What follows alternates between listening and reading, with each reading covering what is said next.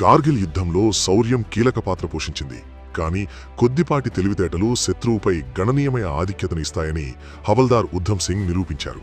1999 జూన్లో కార్గిల్ యుద్ధం ఉధృతంగా సాగుతోంది. పాకిస్తాన్ అప్పటికే భారీ నష్టాన్ని చవిచూసింది. భారత సైన్యం టోలోలింగ్ శిఖరాన్ని తిరిగి స్వాధీనం చేసుకుని ద్రాస్లో ఒక పెద్ద ఆధిక్యాన్ని సంపాదించింది. కానీ ద్రాస్ సెక్టర్లోని ది హంప్ అని పిలువబడే ఒక శత్రువులు భారీగా ఆక్రమించుకున్న ఒక స్థావరం ఇంకా చేజిక్కించుకోబడలేదు. పాకిస్తానీ సైనికులు భారత దళాలపై నిరంతరం కాల్పులు జరుపుతూ శ్రీనగర్ లేహ్ రహదారిని తమ నియంత్రణలో ఉంచుకున్నారు. హంపును తిరిగి స్వాధీనం చేసుకోకపోతే ద్రాస్లోని కీలకమైన పర్వత శిఖరమైన పాయింట్ 5140ను గెలవడం అసాధ్యం.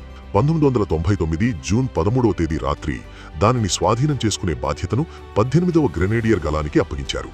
కానీ ప్రత్యక్ష దాడి చేసి ఉంటే భారత దళాలకు తీవ్ర నష్టం వాటిల్లుండేది. అప్పుడే హవల్దార్ ఉద్ధమ్ సింగ్ ఒక వ్యూహాత్మక ప్రణాళికను రూపొందించారు. శత్రువుల దృష్టిని మరలించడానికి ముందు నుండి దాడి చేయమని తన సైనికులను ఆదేశించి తాను తన చిన్న సైనిక బృందం పూర్తి చీకటిలో రహస్యంగా పర్వతం యొక్క నిలువు వెనుక భాగాన్ని ఎక్కారు.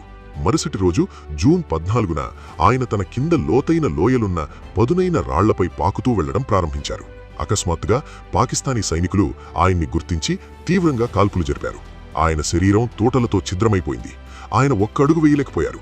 దెబ్బలు తిన్నప్పటికీ ఆయన వెనుతిరగడానికి నిరాకరించారు. తెల్లవారుజామున 2:45 రక్తస్రావంతో కదలడానికి కూడా శక్తి లేకపోయినప్పుడు ఆయన తీవ్రమైన కాల్పుల మధ్య శత్రువుల బంకర్ వైపు పాకుతూ వెళ్లి లోపలికి ఒక గ్రెనేడ్ విసిరారు. దాంతో 3 సైనికులు అక్కడికక్కడే మరణించారు. గాయాలైనప్పటికీ ఆయన ముందుకు దూసుకెళ్లి బంకర్ను ఛేదించి ముందుకు దూసుకెళ్లండి అని గట్టిగా అరిచారు. ఈ చర్య హంప్ శిఖరంపై భారత విజయాన్ని ఖచ్చితం చేసింది.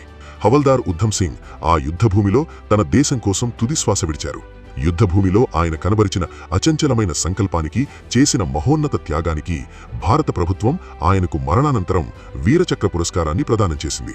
కార్గిల్ విజయం కేవలం వ్యూహాలతో, ఆయుధాలతోనే కాకుండా భారతదేశానికి విజయాన్ని అందించడం కోసం తమ సర్వస్వాన్ని అర్పించిన ఉద్ధమ్ సింగ్ వంటి సైనికుల ధైర్య సాహసాలతో కూడా సాధ్యమైంది.